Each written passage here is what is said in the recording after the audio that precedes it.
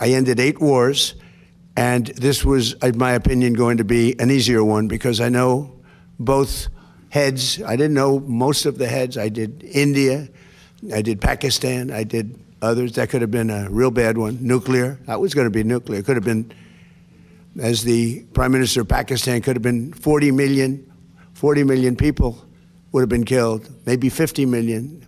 They had shot down 11 planes. It was raging for 4 days, and I got it stopped. And I did that, but this is one that I think we're getting much closer than people realize. And President Putin wants it to end. I will tell you that very strongly. A good call. And President Zelensky actually wants it to end now. And we're going to be going to NATO, and we're going to be talking about it. And I think we're going to get it. I think we're going to get it ended. It's been a terrible situation. Think of this: 25,000 people 2 months ago. 25,000 people were killed. 1 month, soldiers. Last month set the record. 36,000 people were killed in 1 month. Young soldiers. They go off to war, and they're dead before the first weekends. It's drone technology. Michael, who would have thought that drones would have become such a factor? And they're killing machines. It's amazing. It's amazing. You hide behind a tree and it goes and gets you. And I've seen scenes that I don't want to see. I don't want you to see them on that battlefield. You know, you hear about the Civil War. You hear about all of these different terrible wars, but this is really horrible. So I had a very good call, and I think we're getting close to getting it done. Mr. President, on the economy, there's been a refocus, it seems, in June to talk about your economic policies. When do you think that message will change the perception of Americans related to the economy? Well, I think people know. Look, oil is now at a level that it was, I think it's even lower on a barrel basis than it was before we started. We've gotten concessions. Now, they have to hold those concessions, but there'll be no nuclear weapon. We're going to be getting the, as I call it, dust, the enriched material, nuclear dust, I call it. Seems to have taken off, but it's enriched material. We're getting it. We're getting it. I went in for one reason, very strongly, that Iran cannot have a nuclear weapon. I'm not looking for regime change, although this is regime change. The first regime is gone. The second regime is gone. And I think the third regime is more reasonable, but we'll find out. But we've destroyed their, as you know, completely destroyed 150. They had 159 ships. Every single ship is at the bottom of the sea. We've completely destroyed. They don't have one airplane. They don't have radar.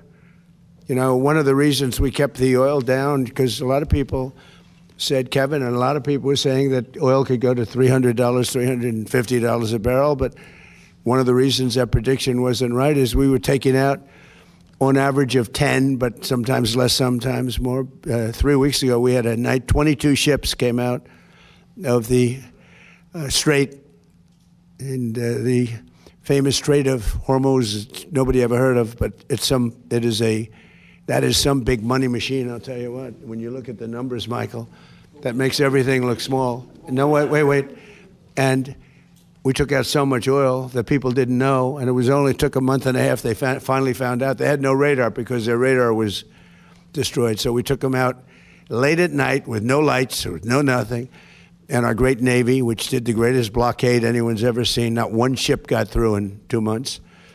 And we then freed up the blockade because we're close to maybe making a deal. I don't know. We'll make either. Look, we're going to win one way or the other. We're either going to make a deal or we're going to finish the job, okay? And it won't be tough to finish the job.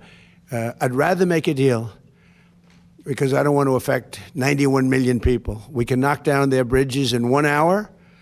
We can knock out their energy supply, all of those big plants that they built, big, beautiful, modern plants. They had a lot of money. They don't have any money now. We haven't given them any money. But we can knock out their electricity and power generating plants in, I would say, a small part of an afternoon. Every plant will be gone. And they know that. They know that. Please. Daniel, go ahead, please. Go ahead, please. Thank you so much. No, right behind you. Oh, yeah. You know why? He's a friendly voice. Go ahead. I wanted to thank you first and foremost for the Trump account. You see? I had That's what I call a report. He's actually a great this year, reporter. so he'll directly benefit from the accounts. Good. Thank you. Fast forward 18 years from now, and a lot of these kids are 18, and they can look at the Trump accounts and they see hundreds of thousands of dollars in them. What lesson do you hope they'll walk away from and think about you regarding this program, and do you think this will go down as one of, if not the signature policy achievements of your I hope so. I think it will. I really believe it's going to be one. I think we've done a lot of great things, but I think this will be one of the top. It's going to teach children to be entrepreneurial as opposed to the threat of communism that you're seeing a lot. This is not social democrats, by the way. That's a beautiful, we're social democrats, they say. They're not social, they're communists. They want to destroy our country. We're not going to let that happen. But this helps, even from the parent standpoint. You know, they see their child getting richer and richer as the market goes up. If it goes down, they don't lose anything. They make money, they have money. But if it goes up, they could become actually rich. And the parents are going to be watching, and we're all going to be watching, and we're part of a very big and very beautiful game. It's going to bring them into the mainstream. It's going to bring them into recognizing, like Michael Dell. I said, how the hell did you start this thing? What he built is incredible. Now his product is great. But as he said, he made them, I guess, laptops. He made a better laptop on his bed in a dorm than they sold in the store. So he started selling them, I guess, probably during college. I don't know where the hell you started selling them, but you sold a lot of them. And it just cascaded. And then his greatest deal was he met Susan, and she probably guided him beautifully. That was probably his most important thing. And they have great children, great everything. But, you know, it's a beautiful story. Think of it.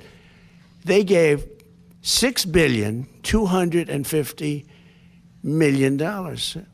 And there's a rumor he's giving more. I don't know if it's true. I'm not holding him. I mean, it's hard to say fake. How about doubling up, right?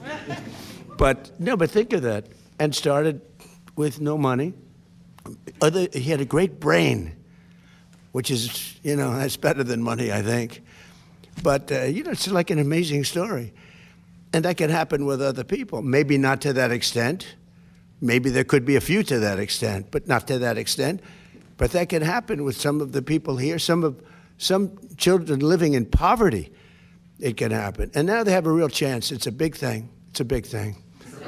Yeah, please. I wanted to ask you, can you describe your phone call with Gianni Infantino about the red card? And Belgium is appealing the decision. What's your reaction? You're asking me about the whole soccer thing? So, yeah, I did. I spoke to Gianni, who's highly respected, who's produced the most successful World Cup in history by, they say, 4 times.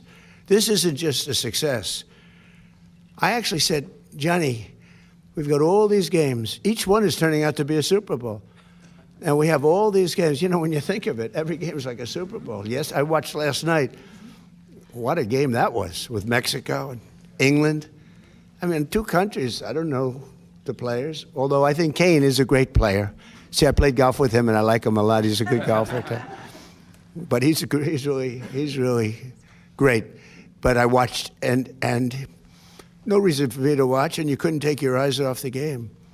Because I said, Johnny, you know, you have all these games, because they added games.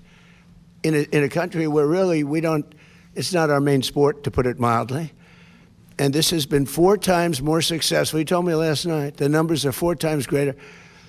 They think 50 or 60 million people are going to be watching the game tonight. I mean, you know, this is getting to be Super Bowl numbers. But you have a game tonight, and they think they're projecting a minimum of 50 million people watching a game. We call it soccer. It's called football, I guess, but we can't really call it football because it gets there's a little confusion. So, yeah, you call it soccer. We're the only ones that do that, but we have football. And football's great. But I've never seen anything like it. So I saw the play, and I'm a person that loves sports and was a good athlete. And I understand sports really well, really well. And that wasn't a foul. That wasn't even an infraction. That was 2 guys running full speed that happened to crash into each other. You can't take your foot and properly place it on somebody else's foot when you're going, no, these were 2 great athletes that got tangled up, and this referee, who is a little bit suspect, if you check his past, I don't want to say that because I don't like to create controversy, but very suspect. If you'd like, I'll provide you with the past. He made a call that nobody could believe. You know, even people on the other side, they say, "Oh, we got lucky. Wow, that's." And it's very interesting. They say they don't show them in slow motion, and I never realized that. I never heard of that before. That they're not allowed to review in slow motion because it's so different. Because you'll take one little quarter of a second and you'll see that a hand is touching a neck or you'll see something. Whereas when you see it in fast motion, it will look like two guys collided, which is really what happened. They got sort of entangled. He didn't do anything wrong, and he's our best player or one of our best players, a very vital player. And he gave him a red card. I didn't know what that meant. I didn't think it meant much. Then I started hearing that means he can't play in the next game, at least in the next game. I said, boy, that's a big, you know, if it happened to another player, it would have been unfair, but when they take your best player, or just about, they have some great players, and they say you can't play, that's very unfair. That's, you know, it's one thing to penalize somebody for the game, but how do you penalize them for a game that hasn't been played yet? It's very unfair. You can't do that. So, yes, I asked for a review by FIFA. I spoke to a man who's highly respected, and by the way, whose level of respect has gone up tenfold. And he was good before this started, but you know, he really pushed it in this country. I'm the one that got them to do it. It was not Biden. Biden was asleep. I got him to do it. In fact, it was very sad because I got him to do it. And if the progression was normal, I would have been retired now. The Democrats are saying, man, we should have just let him have his way. We would have had him gone. But I said, you know, the saddest thing is I got the Olympics and I got the World Cup. I tried to claim 250 years too, but that didn't work. They said, that one is what it is. No, I tried, but it didn't work. But wait. So I got him. I was so proud of it. And then I realized that, you know, I wouldn't be president during that because I would have been out of office by that time. I felt badly. The beautiful thing about what I did is I ran. I never thought of it. And then all of a sudden I realized, you know, I just got the Olympics, and I totally got that myself. And I just got FIFA. I got that myself. We gave a little piece to Canada, gave a little piece to Mexico. I got that myself. And a lot of people helped, like that man right there, Kevin. A lot of people, you know that. We worked hard on that, and we got it. But what we didn't know is how successful it was going to be. I didn't know. I said, Johnny, is anyone going to show up? Because, you know, we're not really, I think soccer's doing much better, but I couldn't imagine. If you would have said to any very smart of these, like people like this, that the numbers they're doing now would be happening, they've never seen anything like it. Think of it.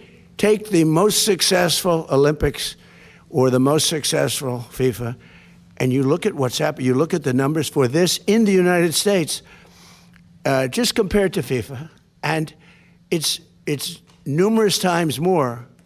It's not like 10% more, 2% more, 5% more, which is more expected.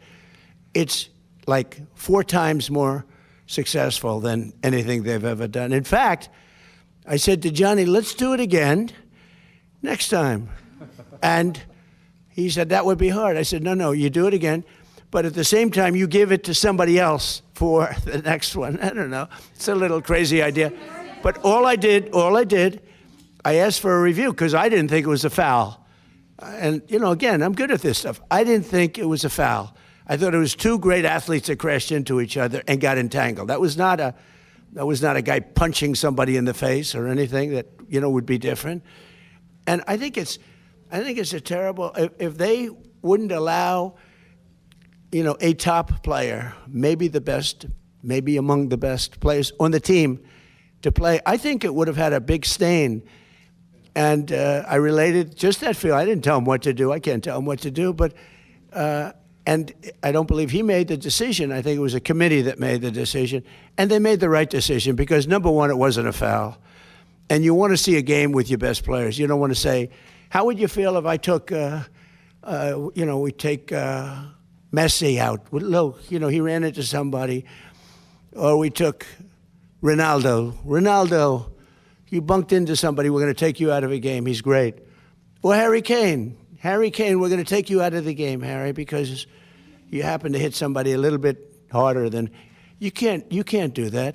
If you would have taken him out, I think it would have really stained this incredible champion. We got to have our best players, and Belgium's got a great team, by the way. We got to have our best players, and they have to have their best. And if we win or we lose, it's fair. Otherwise, let's say we lost him and we lose the game. It would be a terrible thing. So I think they made a really brilliant decision. I think the referee's call was horrible. And nobody talks about that. They talk about the red card like it's fine. Nobody talks. The referee's decision to red card. I didn't know what the hell a red card was. When I found out, I said, you got to be kidding. This guy just hands up, okay, your best player is not going to play next week or in the next game. I said, wow, that's a lot of power. That's terrible. But then I looked at his past, and it wasn't so great. Okay. Yeah, Mr. President, are you going to talk to the Belgian Prime Minister before the game? I didn't think of it, but I would. He's a good man. But it's your responsibility. I will tell you this. The people in Belgium, if they win the game, they can be very proud. If they would win the game with a player missing, it would have been a different feeling. You can't do that. And I'm very glad. All I did was ask for a review. I didn't say, you have to do this. This man is a smart, tough man, Gianni Infantino. He's a smart, tough man. And his stock has gone through the roof because the job he's done has been great. And I feel we have to have all the best players on the field. You can't take the best players. Yeah, please, the best. On the Trump accounts, thank you. Liam Cosgrove with Zero Hedge. What is your plan to facilitate broad adoption of these? And you mentioned, the communist issue, particularly that crowd, to get them to participate in this. Yeah. Since I see Anthony Populato's here, and he's probably going to ask, is Bitcoin in any way going to be related to this in the future? Are there plans to put Bitcoin into Trump accounts? Well, I've become a big crypto guy only for one reason. If we don't have it, China's going to have it, and they would like to have it. But now they're not even trying that hard because we've taken over crypto. But I'm a fan. I wasn't initially. I didn't know much about it. But for some of my first term, I wasn't much involved, but I'd watch. And I watched it grow, and it's a huge industry. And I got involved in a little bit for politics, because I realized there are a lot of people love crypto.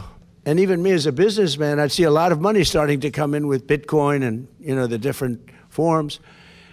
And I said, this thing's got a lot of life. And then I hear China was going to make a heavy move on it, just like they do for AI. By the way, we're leading China substantially in AI, by substantial. And one of the reasons is when they build these big plants, I allow them to build their electric generating units, whether they use nuclear or oil and gas, whatever they want to use, they can use. Except wind, we don't allow wind. Wind is terrible.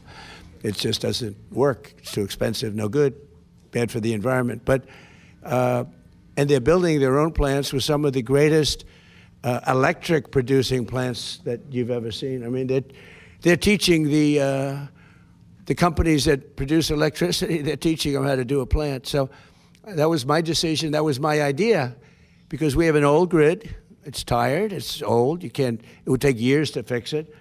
And now we're actually taking the excess energy that they make. We need more than double the energy. If you take all of the electric that we have now, you need more than double it to power that industry, which is so shocking. When I first heard that, I said, no, you mean like a little, I couldn't believe that, Jeff. I heard more than double. So all the electric we make for everything, to power that one industry. Now, with that being said, it's a massive industry, and it's going to be for good. I mean, look, we're going to have guardrails, and we have guardrails. You saw that a couple of weeks ago. We were able to stop something that we didn't like, and by the way, the company was very good. They were very good. You know that. But it can be used for tremendous good, and mostly good, and some bad, and the bad we have to stop. But it's a massive industry, and I think things are going to happen. What you're seeing here with the kids, I think something could happen in that regard, too, with a contribution to the people of our country. I'll give you a little inside information. Am I allowed to do that, Miss? Well, we have Paul. Am I allowed to do that? That's a little inside information. You understand? Scott, you know what I'm talking about. No, I think you're going to see a contribution made by those because they're making tremendous amounts of money. They're also creating tremendous, the medical the things that are happening in the world of medicine because of AI is not even believed. I'm friends with many doctors because of what I'm doing as president, and I've become very friendly with a lot of them. They're great.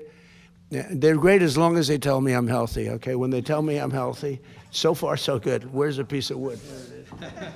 But a couple of them got together last week and they said, we can't believe the progress that's been made in disease. Things that they didn't think would happen for 10 years happen in a matter of minutes, a matter of seconds.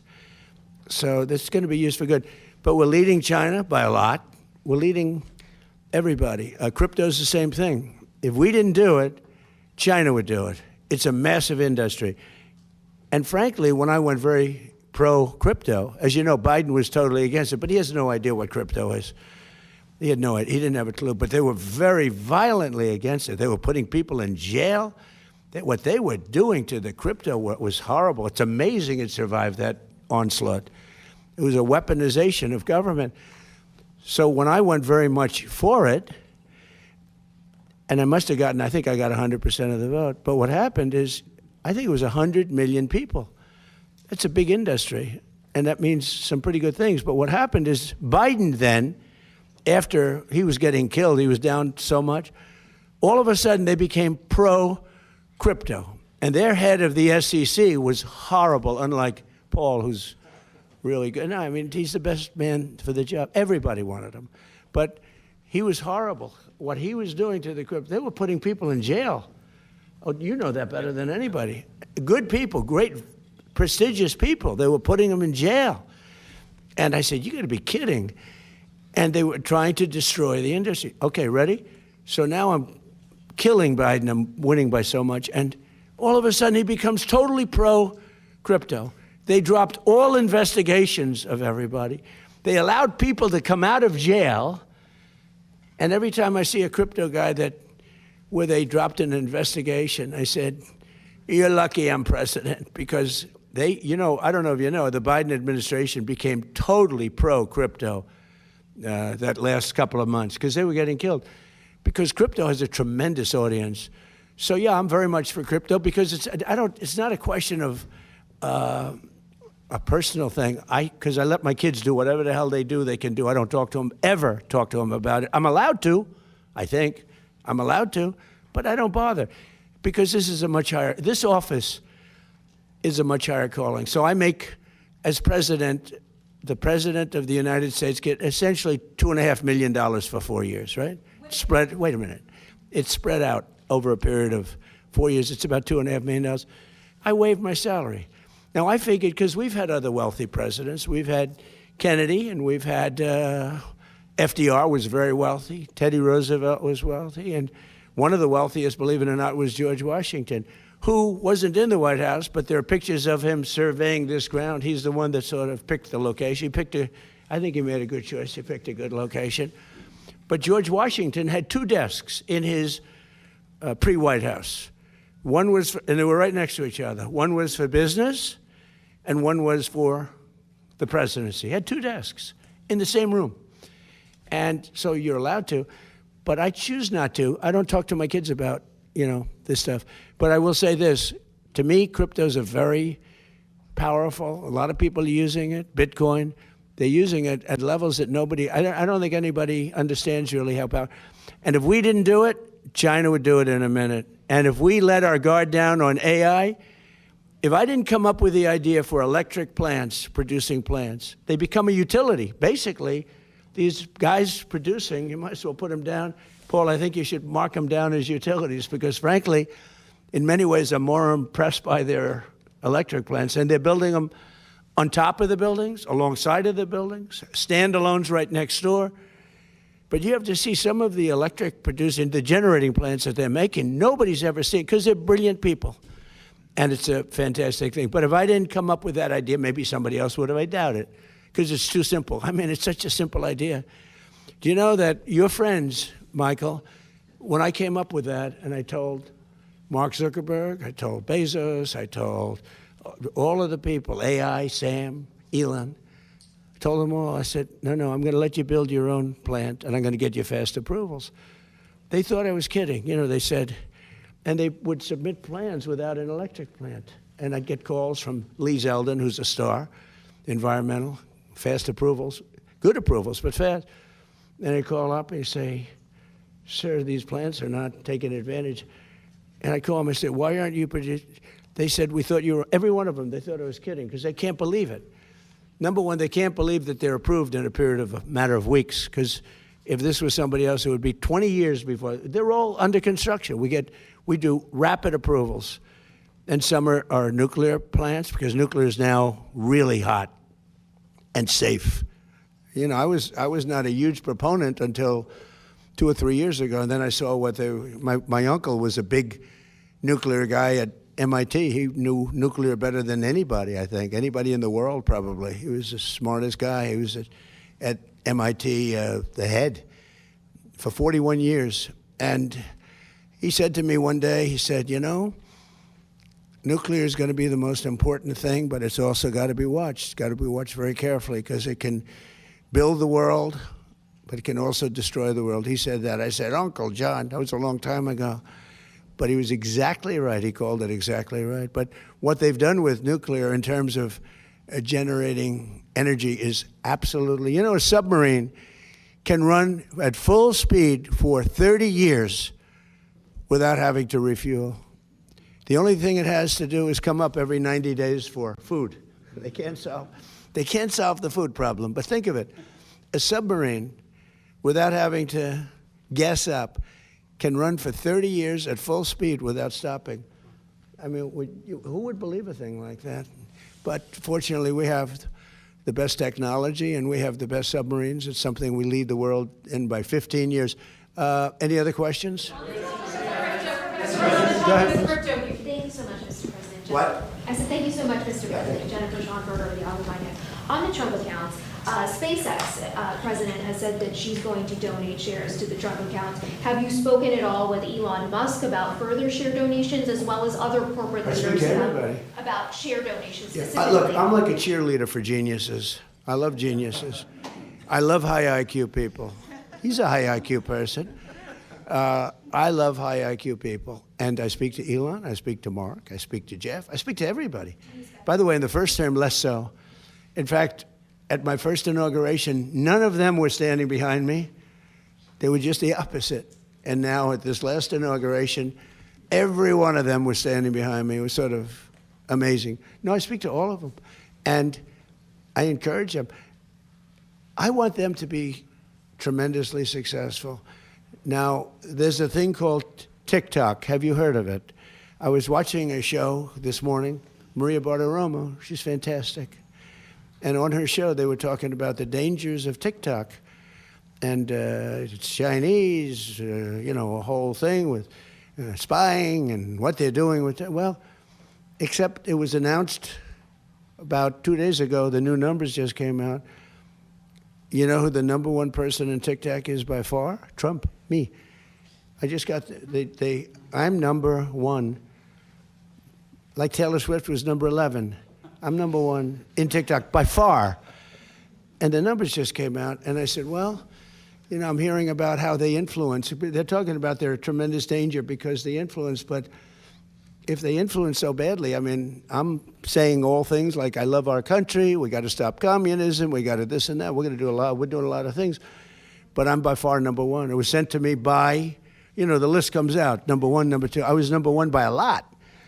So I guess maybe, I don't know, maybe they're bad, maybe they're not. I know one thing, great American people, tremendous business people and companies bought it. I called President Xi and everyone said he was a hard no. He was a hard no, but I said, it's a good thing for TikTok, but it's good for us too. American companies, great ones, own our TikTok and it's very influential, but I'm number one by a lot. So, I hear this thing was on today, Gordon Chang. I like Gordon Chang, but he's always so negative. Nobody's been tougher in China than me, but Gordon Chang, and he's a nice guy. It's like the world is falling down. It's not true. It's not true. We have to be careful because China's a great competitor. But, he was talking about, we must stop TikTok. I'm number one on TikTok. I think it helped me win the election in a landslide, if you want to know the truth. Yeah, please. You work on the White House, are you building a helipad? Are you Yeah. building the helipad? That's yeah. So for 50 years, we've been landing helicopters on grass. The grass is wet, soggy. The helicopters sometimes miss their little mark. You know, they send people out, Marines. I watch them do it. They march out so beautiful, great guys. They have a piece of metal that they put down. And except for the fact that these pilots are so good, they almost hit the mark all the time. But sometimes they miss. They're half the size of this desk. Think of it, you're landing a big chopper. But, you know, years ago, and they just got produced, but during my administration, they ordered brand new helicopters, the big ones, the ones for President. It's called Marine One. And our other Marine ones are about 40 years old. They're old, like Air Force One. You know, it's time to make a change. And other presidents wouldn't do that because they think it's not good to make a change to luxury, but you got to do it. You know, other countries have them. So Sikorsky we ordered a number of Sikorskys as the helicopters back and forth. Well, they're about 2.5 times more powerful than the old ones. And when you land on the grass, it's not that the grass gets discolored, it gets ripped out. And it was all over. They landed it once, and nobody planned for this. This was a little bit of a planning mistake. So they landed the helicopter, and half of the grass was sitting in front of the Oval Office front door. The rest of it was scattered all over I mean, literally, it didn't singe it. It also singed it, by the way. But it literally lifted, because of the power. It's tremendous. And everybody said, well, we'll keep using the old helicopters when we have to land at the White House. And for everything else, we use the new helicopters. They said, that's a pretty expensive deal. You wouldn't do that for your company. You'd figure out an answer. So I said, because I have helicopters, and 3 of them. And I said, because they've been great for my business. I think they're incredible. So Sikorsky 76, right? And I always was lucky. I always got helipads. Other people don't. Very hard to get. The hardest thing to get is a helipad. Okay, there's no harder zoning thing to get is a helipad. And I had like 7 of them at different places, so I could go around by helicopter. And I said to the people, have you ever thought, these are generals, Air Force generals that are brilliant, and you know, you get used to a certain thing. They'd bring out the metal, but now the metal didn't work because the power of these helicopters is so great it ripped up the grass, right? So I said, has anybody ever thought of a helipad? Because I build them, and they go quickly, and it solves all of the problems. Like he's laughing. It's true, right? It's crazy. So it was funny. I said, has anyone ever thought of a helipad? I had like 6 generals in front of me. And they're going like, wow, that's a good idea. You know, it's like the paperclip. It was such a simple invention. Probably he says that about a laptop. To him, it's a simple thing. To other people, wow. But the paperclip. 200 years ago, a gentleman came up with the idea for a paperclip. And he made a lot of money, became very rich. Not as rich as Michael Dell, but rich in those money. And what happened is everybody was jealous. They said, why didn't we think of this? Same thing with a helipad. So now we're building a helipad, beautiful helipad. And it's got the seal of the White House on it, in granite, in carved granite. It's really a beautiful thing. And I'll tell you, Sikorsky is paying for it. You know why? Because they didn't tell us how powerful these helicopters were, and they felt a little bit guilty. They sold us I like power, by the way. I think it's great for a helicopter.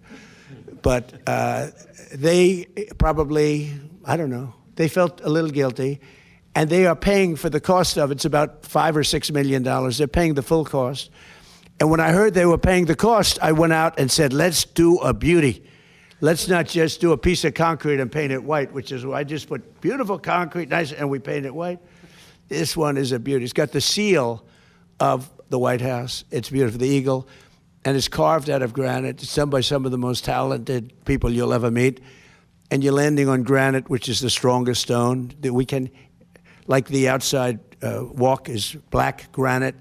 That's 35,000 pounds per square inch. It's got a 1 million plus lifetime. It's the strongest stone there is. And that's being used out there, and it's going to be, I think, really beautiful. And You can see the size. It's going to be beautiful. And it can be used for other things. When helicopters aren't landing, you can have other things out there like events. You could have news conferences literally on it because it's the right size. So by doing this, we solve the problem, and we'll be able to finally retire 45-year-old helicopters.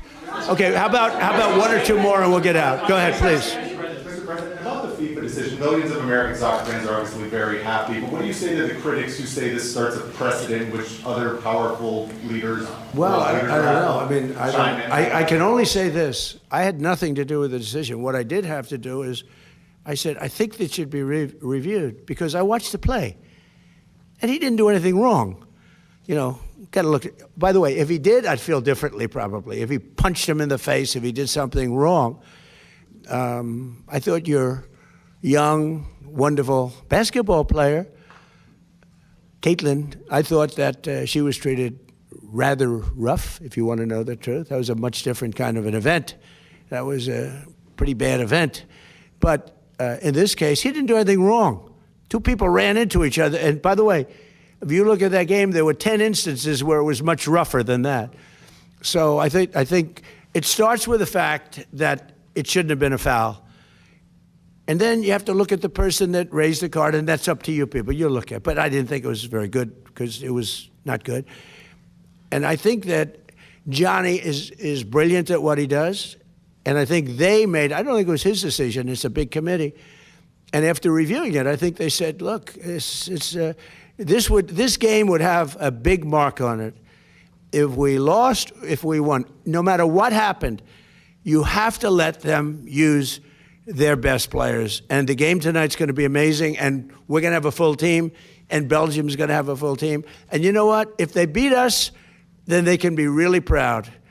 The other way, if they beat us, we'll say I say it was rigged, just like the election was rigged in 2020, but I won't get into that. Ladies and gentlemen, thank you very much. The Trump accounts are great. Thank you.